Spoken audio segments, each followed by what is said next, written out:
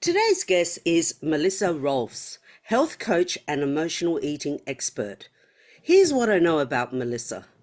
When women and teen girls want to cultivate a positive body image and relationship with food, they come to her to uncover the often overlooked emotional reason. Welcome to Beyond Diagnosis, a podcast to raise your awareness, decisions, and voice for alternative practices so you can take back control of your health. I'm Rita Michele, your host, a mindset and empowerment coach, and the founder of the ONUS platform. Join me each week so you can create the health of your dreams. Welcome, Melissa. So good to have you here. Thank you. I'm excited to be here. Yeah, well, God, this is a big topic, isn't it? It's a really big topic for so many women. And I think one of the things is so many women hide the fact that what that term is coined, like a closet eater. Mhm. It's so damaging. So, as a health coach, can you help women get to the heart? You help women get to the heart of their self-image issues and using food to numb certain emotions that are keeping them back from the life that they desire.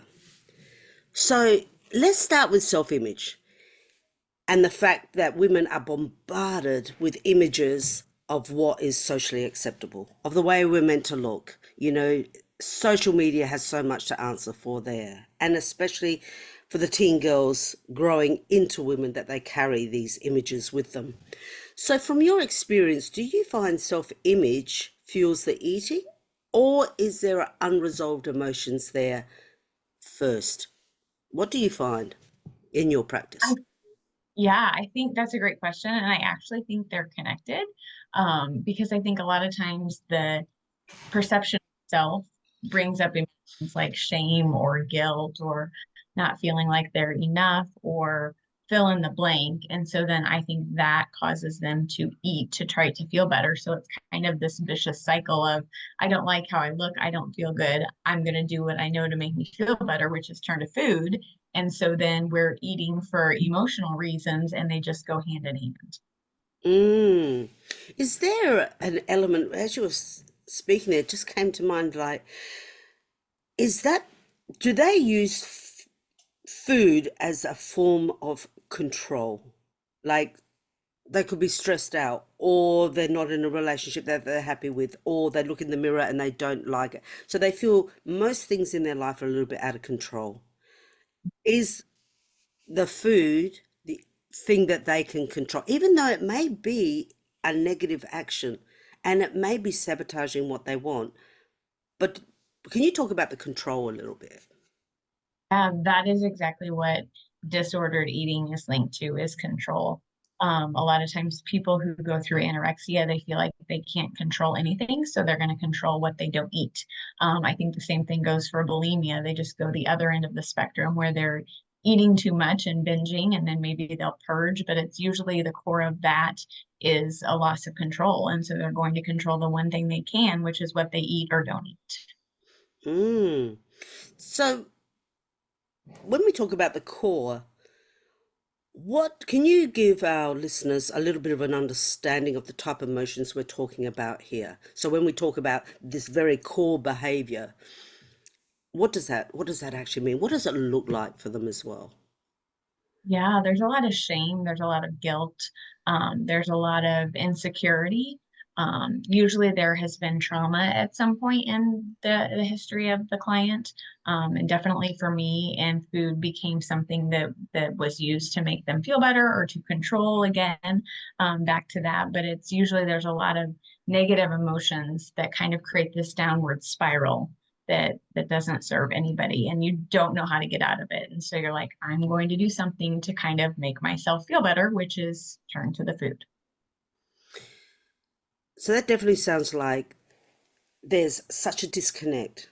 There's such a disconnect um, from, obviously they numb themselves. They disconnect from who they are, from their personality, from their core essence of being, and try and like not think about who they are.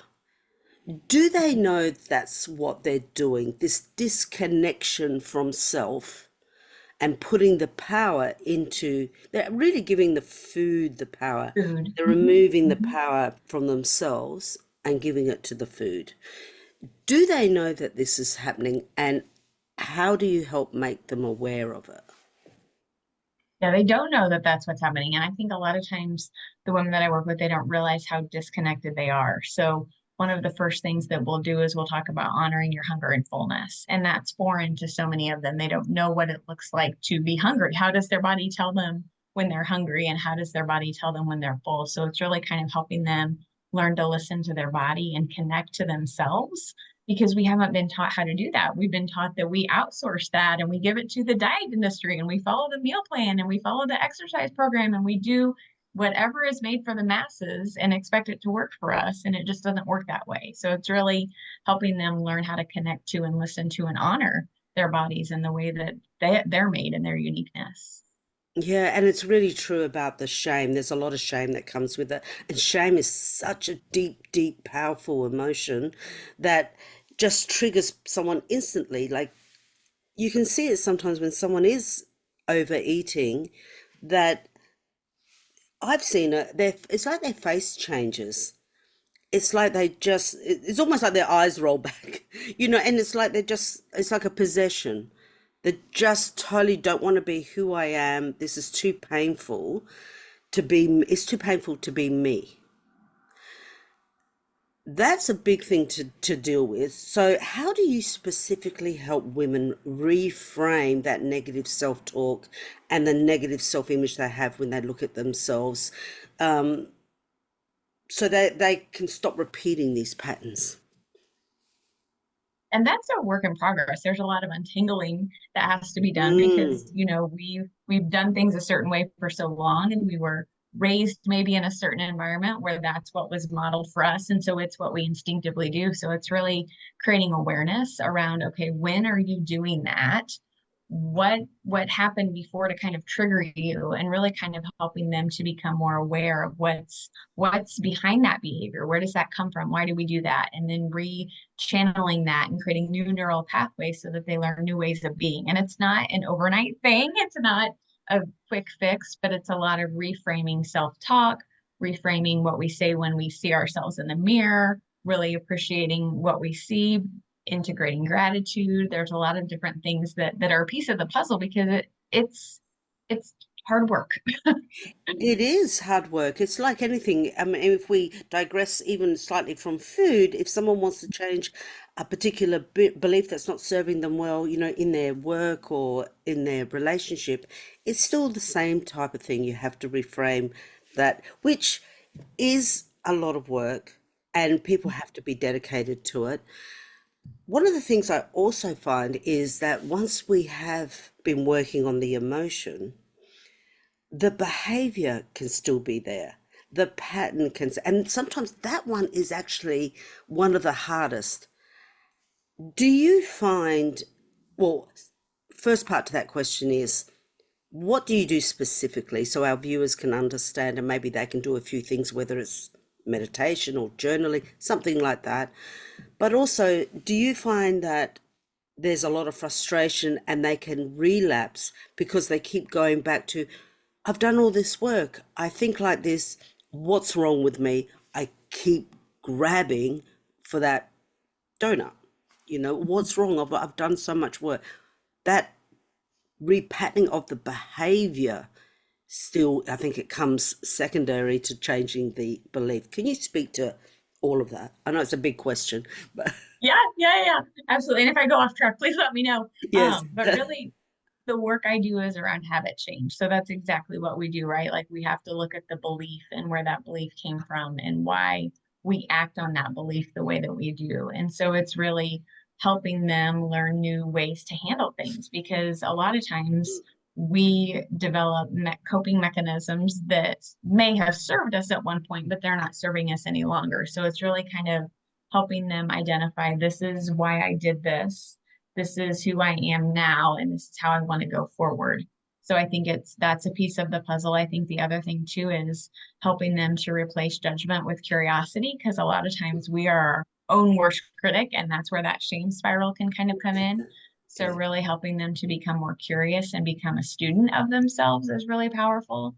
Journaling, creating a safe space for them to share whatever's inside, because a lot of times we haven't had that permission or that place to share what we're really thinking or feeling without guilt or shame or judgment. And so I think really creating that place for them to go, whether it's in a coaching session or whether it's through journaling or however they're doing that, but just giving them permission to get those feelings out is really important, because a lot of times we'll hold on to stuff and that'll just stir up that hamster wheel of, oh, this emotion's there, I'm going to reach for this. So I think it's just helping them learn new ways to handle their feelings and their emotions and give them a voice. I mean, a lot of times too, it's that maybe they haven't felt heard or they haven't felt validated. And so it's giving them permission to use their voice to say what they want or they need and be able to do that. So kind of a few things that go along that line. I love that because really, I think at the core of a lot of emotional upset for people is what you just said, not being heard and not being everybody needs to feel validated and that they have something to contribute to the world, their voice, whatever. So I think you're so right. And I think if I can add something there is the ability to stop, pause, respond, don't react. I remember I had or not a therapist, a coach once, and she said, put a glass dome over yourself. Every time someone's saying something nasty or hurtful, put that glass dome and just see it bouncing off and going back, that it doesn't belong to you. So they're really powerful things that someone can do. And I guess getting peace with food and freedom from overeating is about dissolving the struggle that we have with food. There seems to be so much struggle around food these days, between confusion of what to eat. There's so many different diets. I mean, part of this podcast is helping people become aware of alternative practitioners. But even within that, who do I know is good for me? It goes back to what works for me. And all this bombardment of be vegan, be vegetarian, be keto, be carnivore. Oh my God, how can you not have a Mhm. struggle with food? So how do you help them have that positive relationship with food that feels good, that serves them, that you Mhm. can help move them away from that whole diet trap and understand what food brings them joy, that serves their body well, and just stops that struggle of this is good, that food is bad, you know? Yeah, and that's exactly what you said. I think that diet trap is so prominent and it's such a big piece of why women struggle, because they're used to letting somebody else tell them what they need to eat instead of really kind of going within and listening to what foods make them feel good. So we do that for like a whole session. We talk about, I want you to do this energy experiment. I want you to try these foods and see how they make you feel. Like it's kind of an intentional food journal, if you will, of, when I Mm, ate this, I felt this, and this was the end result. Like just really to bring awareness of how foods make them feel, because there are foods that are labeled out there as superfoods, but if they aren't superfoods for your body, they're not superfoods regardless of how well they're marketed. I If it love doesn't that. work for you and your body, it's not serving you. So it's really helping them connect with how food makes them feel and then what they're turning to food for, and kind of identifying that piece. Am I eating because I'm hungry? Am I eating because I'm bored? I had a woman I worked with. This was so interesting. She was stressed out and anxious and a little overwhelmed. And in those times, she said, I keep turning to cheese and crackers and I don't like cheese and crackers. Why do I keep doing that?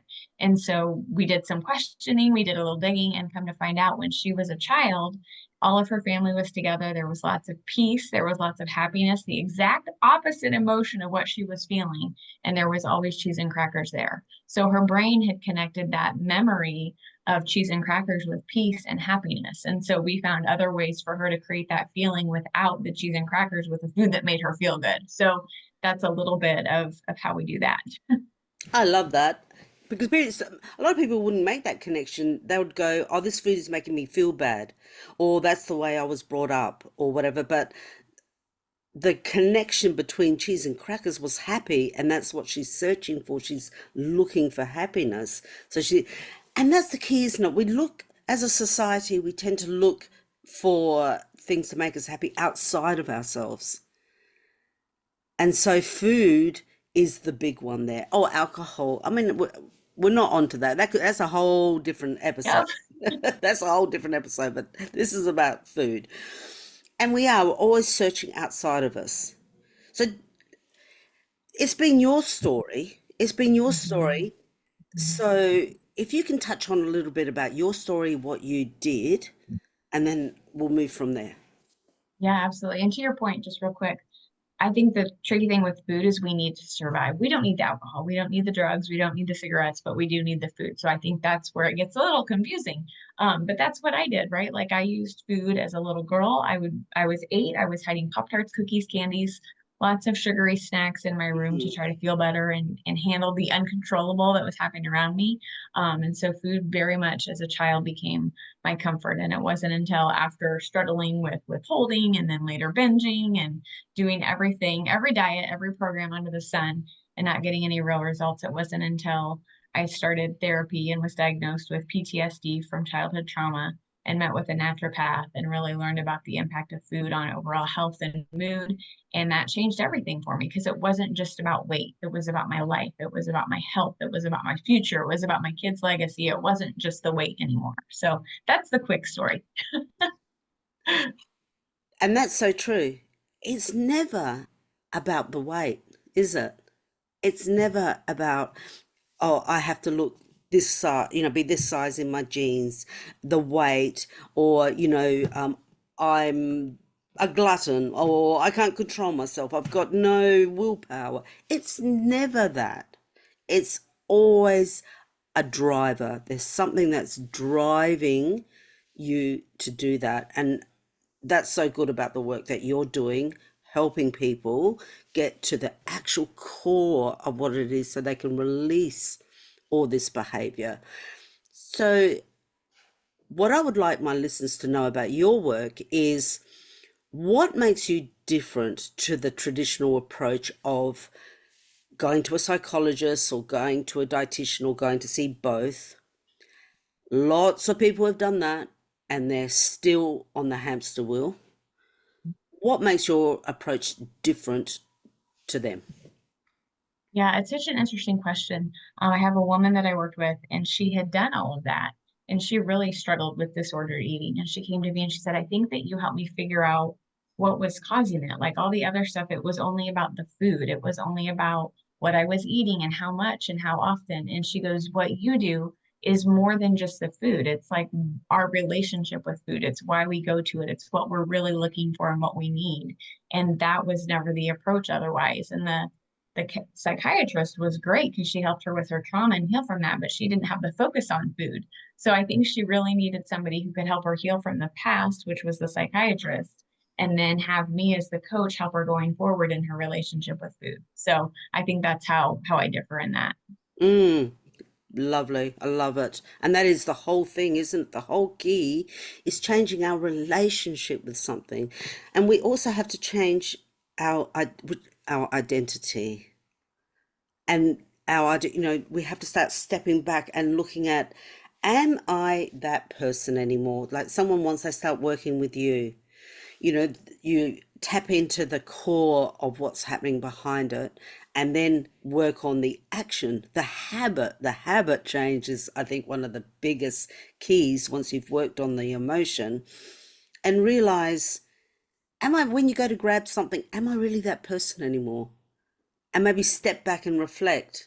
I've done that before in different situations where I've gone, I could actually see the old me. I think, Mhm. oh, I'm actually not that person anymore, but my habit is bringing me back to that person. So that's what you see the change in your clients, that identity change needs to happen.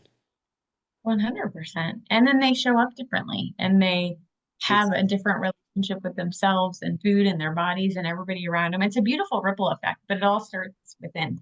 Within, absolutely it does.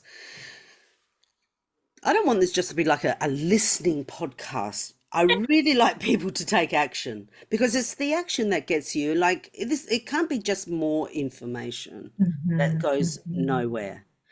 Can you give three specific actionable tips that's someone who's struggling? And a lot of this doesn't have to be big. You know, like people say, oh, do massive changes like I've been like this and tomorrow I'm going to be different. That doesn't work. You know, we just need a little step, maybe once a day or once a week, just something small.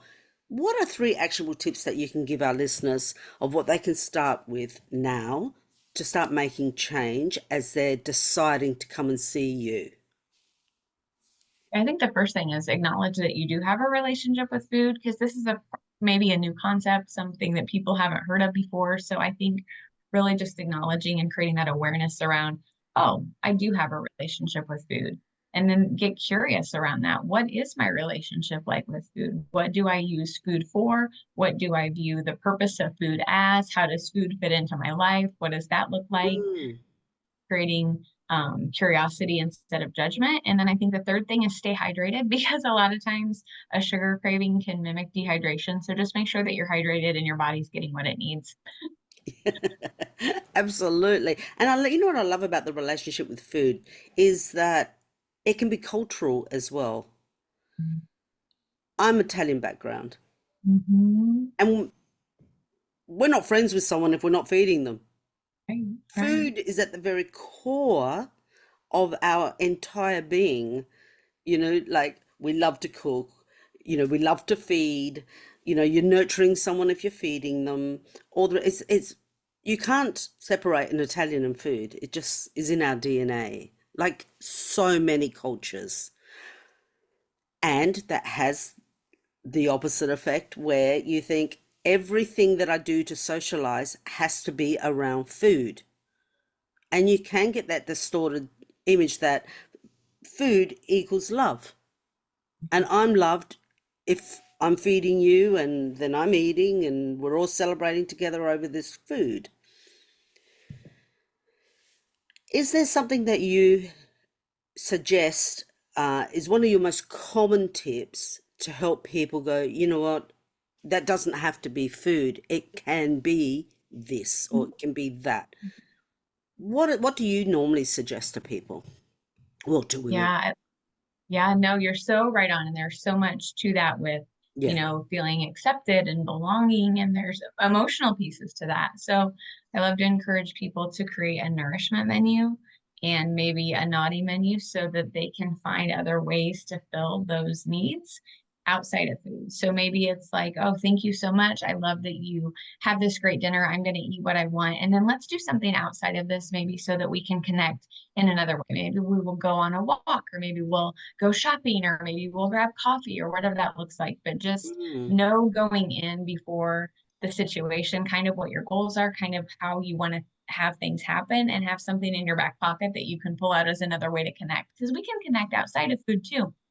Absolutely, absolutely. I mean, I've made a pact with my girlfriends that when we catch up for coffee, we've always sat around and had coffee and Mhm. chat, and it's beautiful. It's a beautiful way to connect. And I said to them, you know what? Why don't we get our coffee takeaway and walk and talk? So now we do a walk and talk coffee session. I love it. Yeah, is serving us better, and that's the kind of tip, like you've been saying. It's small. That was only a small reframe, and it's that reframing in your mind, being creative of what else could I possibly do instead of just sitting, or that coffee equals, like here in Australia we have cafes, you have Mhm. coffee shops, I believe. Yeah. instead of just sitting in a cafe, sitting around, no, let's go in nature. Walk, talk, coffee session. It's just the simplest little thing. It doesn't have to be overwhelming, and it doesn't have to put you under pressure emotionally until they can come and see someone like you. So, what message would you like to leave the listeners with today? I just want to add one more thing. I love what you did with Yes. that because you weren't taking away the coffee. We're still having it, and you were doing something in addition to. I think a lot of times we try to take things away, and if it creates a vacuum and we want to fill it. So I love that you had something you already did and you added to it. I think that's very wise. Yeah, thank you.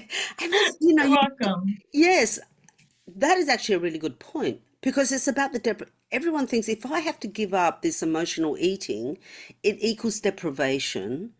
And to give up something, well, then you have to fill it. You can't leave, we're not designed to leave a void in our life.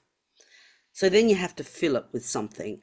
And that's usually why people don't give up because they think, it's just one more thing I have to give up. I'm stressed. I've got the kids running around. Work is a nightmare, or I'm not being treated properly.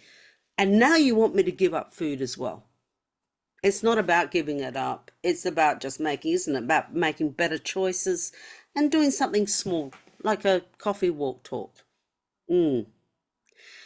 So, is there a message you would like to leave? A message of hope. You've done it. You've done it. You've achieved it, which is fantastic. And now that drove you to be a life coach and health coach to help women and teens, which is, it's in such an important area that you're working in. I really commend you for that. What message would you like to leave our listeners with today? Yeah, I just want people to know that they don't have to stay stuck. I mean, so many times we think Mm. this is how it's always been. This is my destiny. This is my lifeline. This is what I came from. It always has to be this way. And that is not true at all. You do not have to stay stuck. You can change it anytime, and freedom is always there for you. Oh, that is good. It is. I love that. Freedom is always there. We don't have to struggle in every area of our life. And like you're saying, if we can reframe, then food doesn't have to be that struggle. Life's too short to look at food and dislike it, or to think that we need to give over our power to an inanimate object, that we need to keep the power with us. And food, we have to celebrate food. Food nourish, like you said earlier, that's one of the points that I really want to bring out of this conversation, is that you brought up that food nourishes us. It's life-giving. So, to have that respect for food instead of, it is kind of abusing food and abusing us, that abusing that relationship. To get back to an honoring is so fantastic. Melissa, it has been so good chatting with you today. And for all our listeners and viewers, if you do have a distorted relationship with food, or you're struggling, you've noticed that maybe your teen is having a distorted relationship, they're starting to binge eat or not eat, or you're doing it yourself, all of Melissa's details will be in the show notes. It's well worth working with a coach. This isn't really an area that someone should be doing on their own. You need support. It's been a pleasure. Thanks, Melissa. Thank you for having me. You're welcome. I would love to know, what was the biggest insight or aha moment you got from this interview? So you can now speak up, take action, and make informed decisions for your health. And if you like this episode, get instant access to your free ebook, Alternative Wisdom, Taking Back Control of Your Health, at life-onus.com.